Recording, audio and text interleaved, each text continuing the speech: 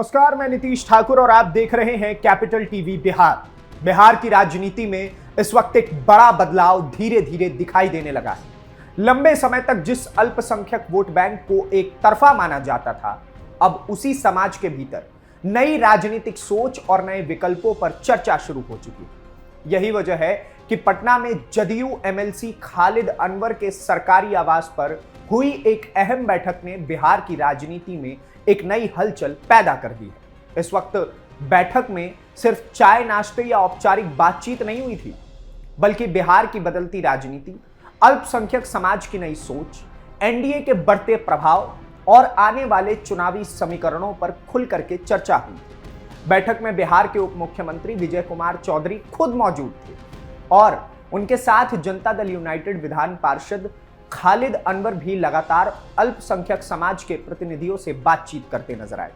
खास बात यह रही कि इस बैठक में सिर्फ एक जिले या एक क्षेत्र के लोग नहीं थे, बल्कि बिहार के अलग अलग हिस्सों से आए अल्पसंख्यक समुदाय के प्रबुद्ध लोग शामिल हुए थे। इनमें शिक्षाविद, सामाजिक कार्यकर्ता, व्यापारी, स्थानीय नेता और समाज के प्रभावशाली चेहरे मौजूद थे। यानी ये सिर्फ राजनीतिक बैठक नहीं थी, बल्कि बिहार की उस नई राजनीति दिशा की तरफ झलक दे रही थी, जहां अल्पसंख्यक समाज अब सिर्फ नारों और डर की राजनीति से आगे बढ़कर विकास, रोजगार और शिक्षा और भागीदारी की बात कर रहा है।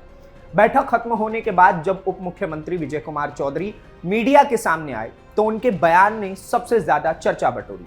उन्होंने साफ कहा कि अल्पसंख्यक समाज का रुझान तेजी से एनडीए की तरफ बढ़ रहा है। उन्होंने ये भी कहा कि अब समाज के लोग बड़े की राजनीति, यानी सिर्फ बड़े बड़े वादों और दिखावे की राजनीति से बाहर निकलना चाहते हैं। अब वो उन लोगों के साथ खड़े होंगे जो जमीन पर काम करके दिखाएंगे, विकास देंगे और समाज को आगे बढ़ाएंगे। विजय चौधरी का यह बयान इसलिए भी महत्वपूर्ण माना जा रहा है क्योंकि बिहार की राजनीति में लंबे समय से यह धारणा रही है कि अल्पसंख्यक वोट एक खास राजनीतिक धड़े के साथ मजबूती से जुड़ा रहता है। लेकिन अब जो संकेत मिल रहे हैं वो ये बता रहे हैं कि अल्पसंख्यक समाज के भीतर भी राजनीतिक पुनर्विचार शुरू हो चुका है। दरअसल पिछले कुछ वर्षों में बिहार की राजनीति में विकास और रोजगार जैसे मुद्दे तेजी से केंद्र में आए हैं। पहले जहां चुनाव जाति और धर्म के आधार पर ज्यादा लड़े जाते थे, अब वहीं पर युवाओं के बीच नौकरी, शिक्षा, सड़क और उद्योग और कानून व्यवस्था जैसे मुद्दे ज्यादा चर्चा में। यही वजह है कि अब राजनीतिक दल भी अपने पुराने वोट बैंक की राजनीति से आगे निकल करके नए सामाजिक समीकरण बनाने में जुट चुके हैं। जदयू और एनडीए की कोशिश भी कुछ ऐसी ही नजर आ रही है। नीतीश कुमार के लंबे कार्यकाल के दौरान अल्पसंख्यक समाज के बीच कई योजनाएं चलाई गई। छात्रवृत्ति, शिक्षा योजनाएं, मदरसा आधुनिकीकरण, लड़कियों की पढ़ाई और स्थानीय स्तर पर भागीदारी बढ़ाने जैसे कई कदम उठाए गए। अब एनडीए इन्हीं योजनाओं और विकास कार्यों को आधार बना करके अल्पसंख्यक समाज के बीच अपनी पकड़ मजबूत करने की कोशिश कर रहा है। बैठक में शामिल लोगों के मुताबिक बातचीत के दौरान कई सामाजिक मुद्दों पर विस्तार से चर्चा हुई। अल्पसंख्यक समाज के प्रतिनिधियों ने शिक्षा, रोजगार, सुरक्षा और सरकारी योजनाओं के लाभ को लेकर अपना सुझाव भी दिया। बताया जा रहा है कि समाज के लोगों ने सरकार के कुछ कार्यों की सराहना भी की, खासकर उन योजनाओं की जिनका फायदा सीधे गरीब और पिछड़े तबकों को मिला है। उप मुख्यमंत्री विजय कुमार चौधरी ने भी मीडिया से बातचीत में यही बात दोहराई। उन्होंने कहा कि अल्पसंख्यक समाज अब समझ चुका है कि सिर्फ भावनात्मक भाषणों से जिंदगी नहीं बदलती। अगर किसी सरकार ने जमीन पर काम किया है, योजनाएं पहुंचाई है और विकास किया है, तो समाज उसका समर्थन करेगा। राजनीतिक जानकारों की माने तो यह बदलाव बिहार की राजनीति में बड़ा असर डाल सकता है, क्योंकि अगर अल्पसंख्यक वोटों में थोड़ा सा भी विभाजन होता है तो इसका सीधा असर चुनावी परिणामों पर पड़ेगा। यही वजह है कि विपक्ष भी इस बैठक को और विजय चौधरी के बयान को बेहद गंभीरता से देख रहा है। इस पूरी बैठक के केंद्र में जनता दल यूनाइटेड एमएलसी खालिद अनवर की भूमिका भी काफी अहम है। खालिद अनवर लंबे समय से जदयू में अल्पसंख्यक चेहरे के तौर पर सक्रिय रहे। पार्टी के भीतर उनकी पकड़ बहुत मजबूत मानी जाती है और अल्पसंख्यक समाज में भी उनका एक अच्छा प्रभाव बताया जाता है। यानी कारण यह है कि उनके सरकारी आवास पर हुई यह बैठक राजनीतिक रूप से काफी महत्वपूर्ण है। हालांकि इस बैठक के दौरान सिर्फ अल्पसंख्यक राजनीति ही चर्चा का विषय नहीं रही। पत्रकारों ने जब उप मुख्यमंत्री विजय चौधरी से पूर्व सांसद आनंद मोहन के विवादित बयान पर सवाल पूछा तो उन्होंने बेहद सावधानी से जवाब दिया। उन्होंने लगातार 4 बार यही कहा कि हमने उनके बयान को अभी तक देखा ही नहीं।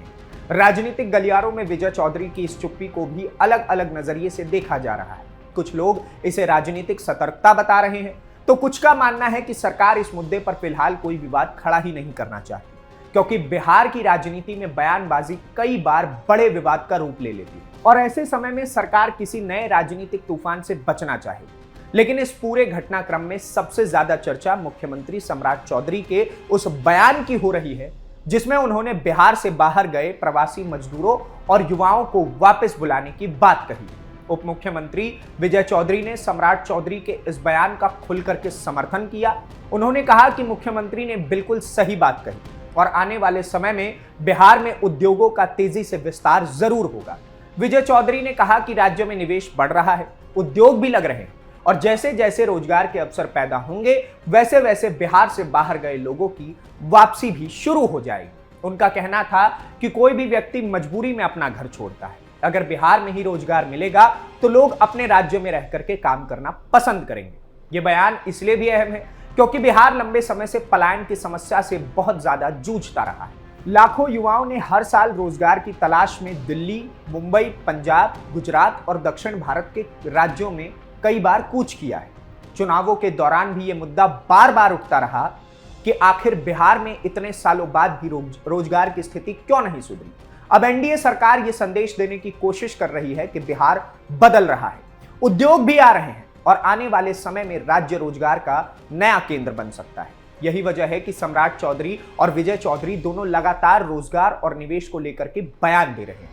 राजनीतिक विश्लेषकों का मानना है कि एनडीए अब बिहार में सिर्फ पारंपरिक राजनीति नहीं करना चाहती बल्कि विकास और सामाजिक विस्तार की रणनीति पर काम कर रही है। एक तरफ अल्पसंख्यक समाज में अपनी स्वीकार्यता बढ़ाने की कोशिश तो दूसरी तरफ रोजगार और उद्योग का एजेंडा और तीसरी तरफ कानून व्यवस्था और प्रशासनिक मजबूती का संदेश। ये सब मिलकर के बिहार में एक नई राजनीतिक जमीन तैयार करने की कोशिश कर रहे हैं। हालांकि विपक्ष इस पूरे नैरेटिव को चुनौती देने में जुटा हुआ है। विपक्ष का आरोप है कि एनडीए सिर्फ चुनावी लाभ के लिए अल्पसंख्यक समाज को साधने की कोशिश कर रहा है, लेकिन दूसरी तरफ एनडीए ये दावा कर रहा है कि उसने सिर्फ बात नहीं बल्कि जमीन पर काम भी किया है। यही वजह है कि आने वाले महीनों में बिहार की राजनीति और ज्यादा दिलचस्प होने वाली है, क्योंकि अगर अल्पसंख्यक समाज का एक भी हिस्सा एनडीए की तरफ झुक जाता है तो इससे राज्य की पूरी चुनावी तस्वीर बदल सकती है।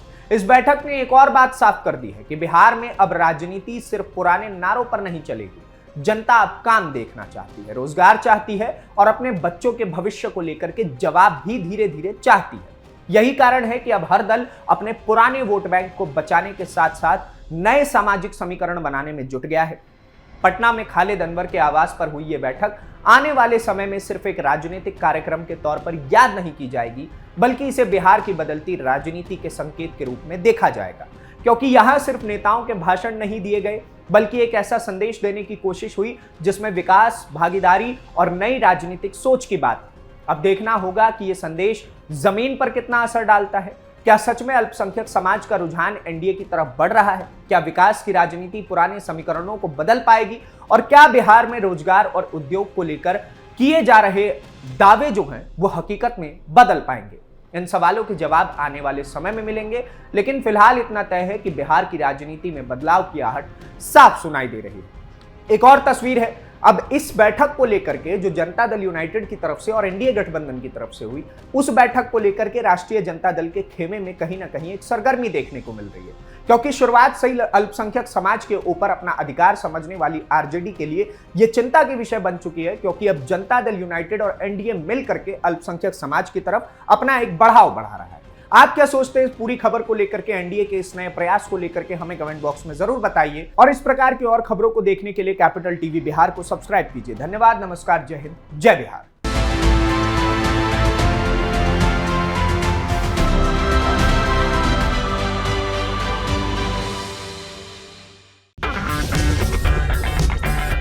अगर आपको हमारा वीडियो पसंद आया हो तो इसे लाइक करें, हमारे चैनल को सब्सक्राइब करें और हाँ, बेल आइकन दबाना ना भूलें। ताकि आप तक हमारे वीडियो की नोटिफिकेशन पहुंचती रहे। आप अपना सुझाव हमें कमेंट बॉक्स में दे सकते हैं। हमारे साथ जुड़ने के लिए शुक्रिया।